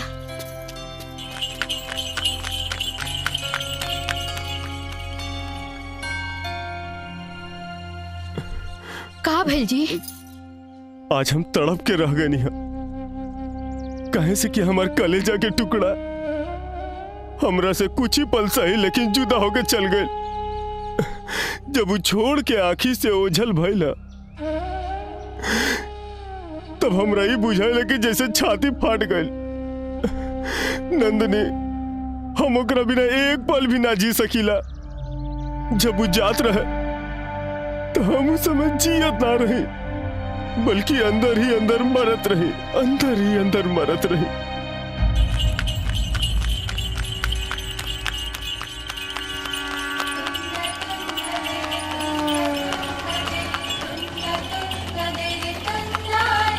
राधा राधा राधा गई। का बात करता है कृष्णा? हम सही कहता नहीं, राधा आ गई। चाचा तनी टांगा घुमाओ ना। ए कृष्णा ढेर बेवकूफी मत करा, चुपचाप बैठा चला। ए चाचा घुमाओ ना टांगा। ए तू उतरना। ए घुमाओ।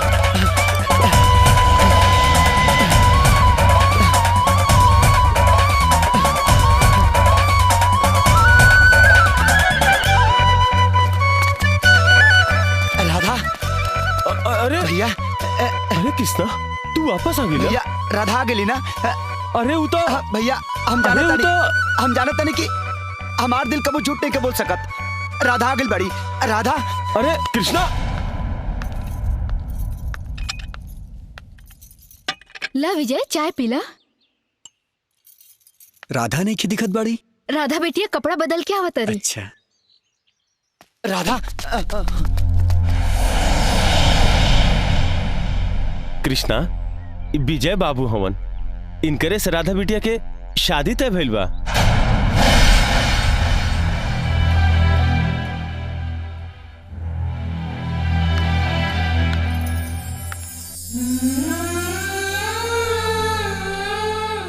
विजय ये क्या है?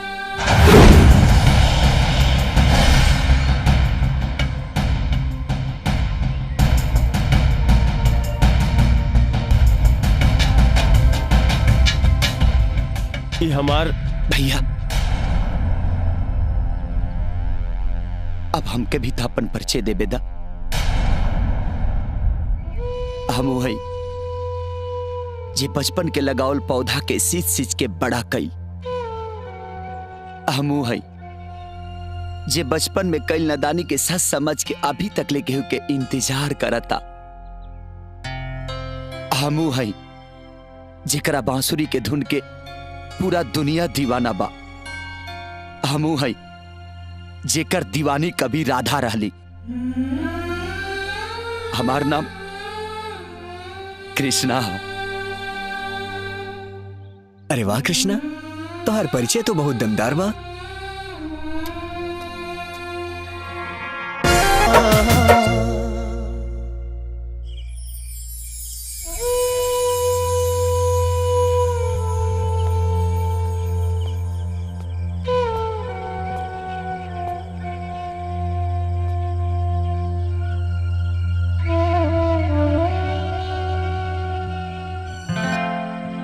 का बात बा, बहुत सुंदर बांसुरी बजावा तारा कृष्णा तू। तोहार बांसुरी के दर्द सुन के हमार दोनों आग भर गई। कुछ दर्द ऐसन होला भी से बाबू कि जिंदगी में अचानक तावेला, लेकिन जिंदगी के हिस्सा बन जाला।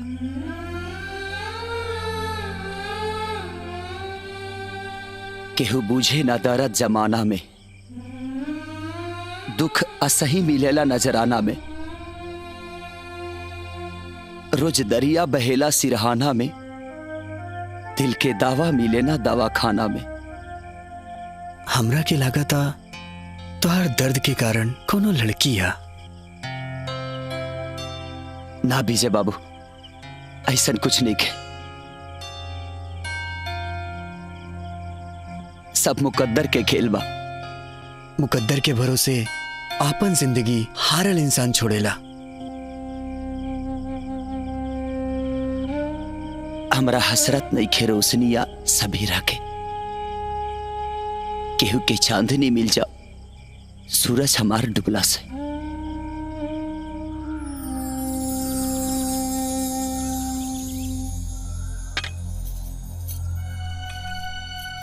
सत्यप्रकाश जी, के हऊ लड़की जेकरा से कृष्णा बेइंतहा प्यार करेला? लड़की? कौन लड़की? अरे वही लड़की जेकर प्यार के कारण ओकर बांसुरी से धुन ना दर्द निकलेला। अरे वो तो ऐसे ही बजावेला।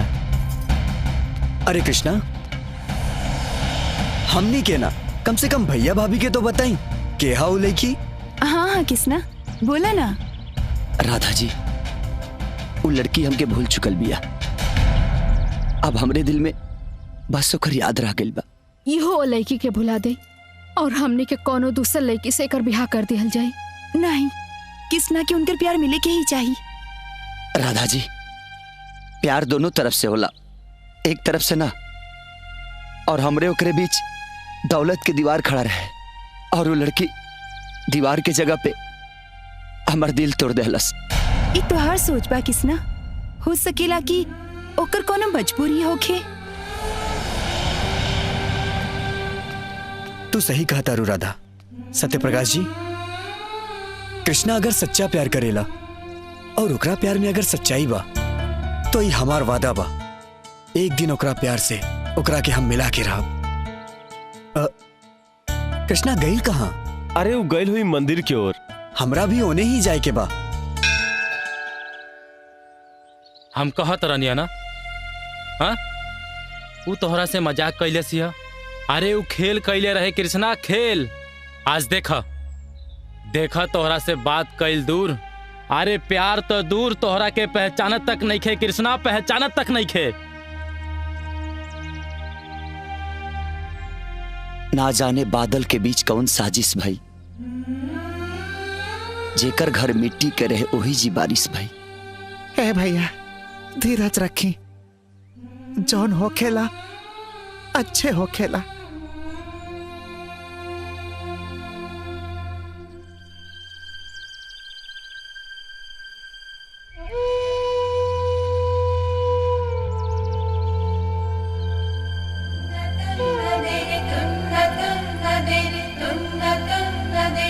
राधा आ गेली का? हाँ कृष्णा हाँ, लेकिन तोहके कैसे पता चलल? हाँ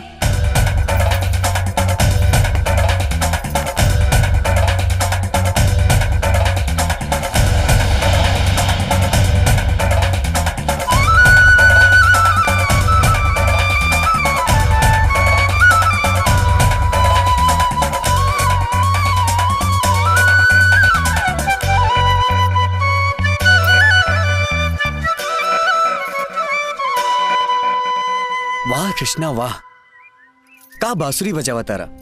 हम तो तोहार दीवाना हो गई नी।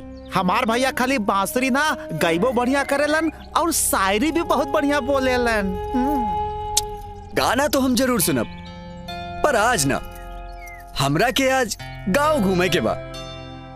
काहो कृष्णा, घुमाइबा ना गांव? हाँ काहे ना, रउआ ठाकुर साहब के ओखे वाला दमाद हई, आखिर हम रउआ के मना कैसे कर सकत हनी। चली।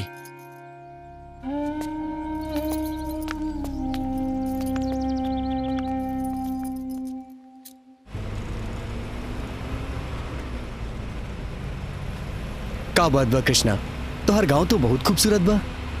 तू कम स्मार्ट नहीं खा।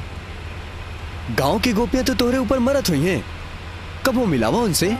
ना, कबो के खाती हम जान रहनी, लेकिन आज अनजान बन गई बनी। अब समझ में आ गई कि प्यार के दूसरा नाम है बेवफाई। नहीं नहीं, प्यार कबो बेवफा ना होला। प्यार का होला ये हम तोरा के बतावता नहीं।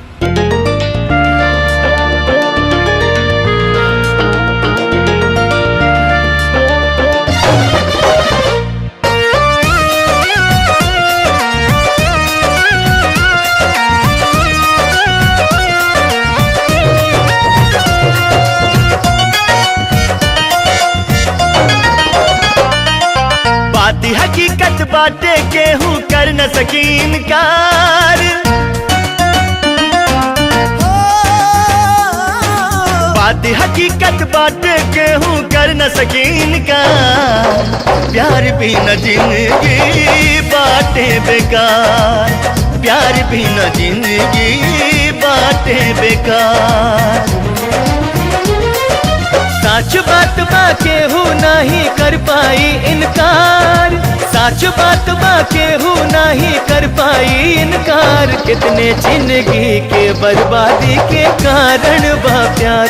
कितने जिंदगी के बर्बादी के कारण बा प्यार।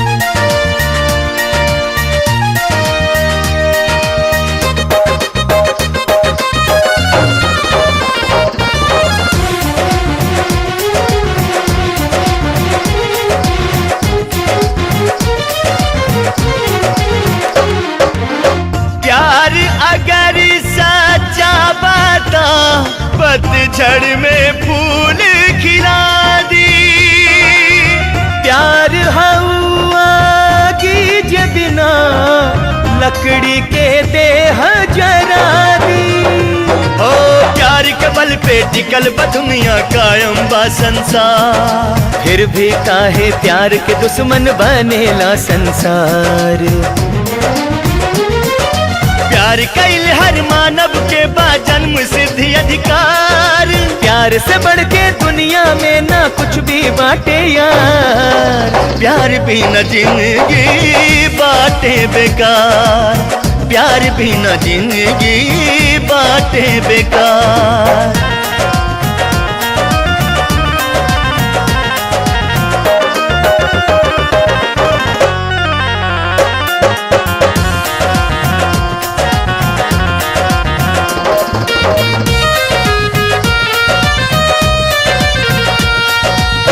प्यार रहे कर दिल में ता हर मौसम लगे बाहर के। कितना जनी के दुनिया उजड़ल सिला मिलल जब प्यार के। ओ प्यार के रंग में जे भी रंगाइल भूल जाला खुदाई। प्यार में यार के किस्मत में सदा मिलेला जुदाई। प्यार ही बाटे हर इंसान के जीवन के आधार। हर दर दर भटके प्यार में प्रेमी मिल ना पावे प्यार। प्यार बिना जिंदगी बाटे बेकार, प्यार बिना जिंदगी बाटे बेकार।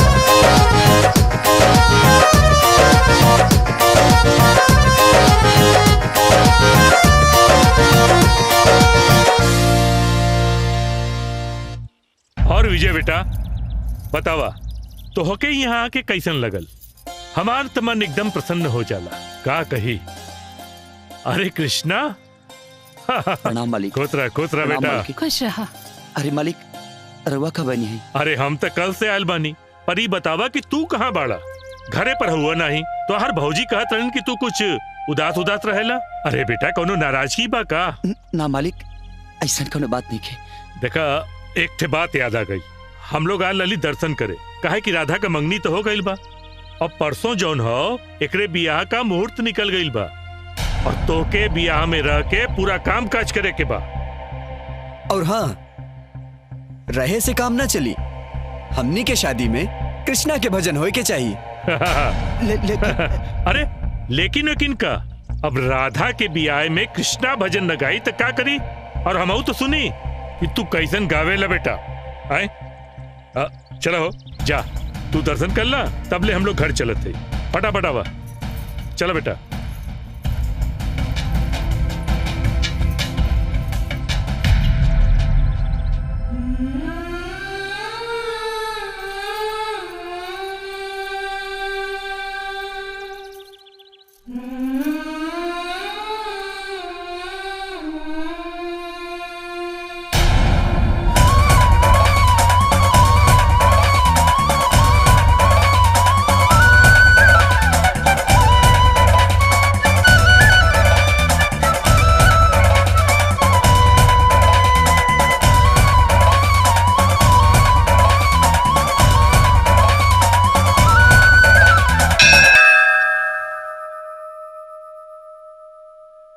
हे भगवान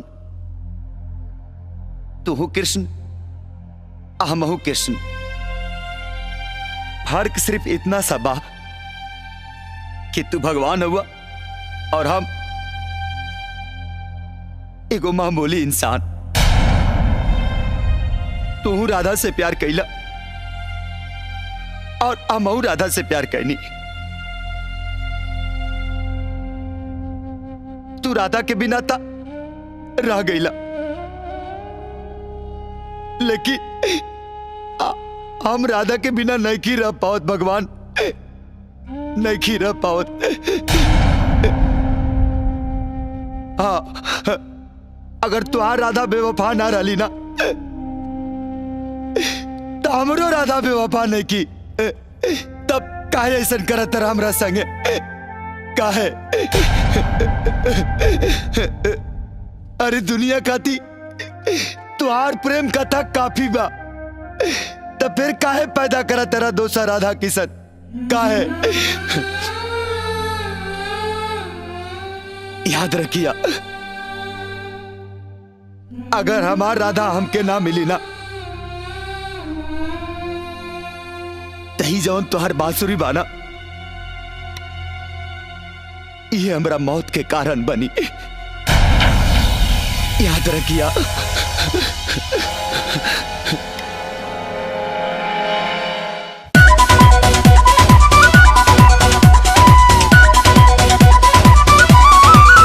बंसी के धुन सुन के पागल भइल जमाना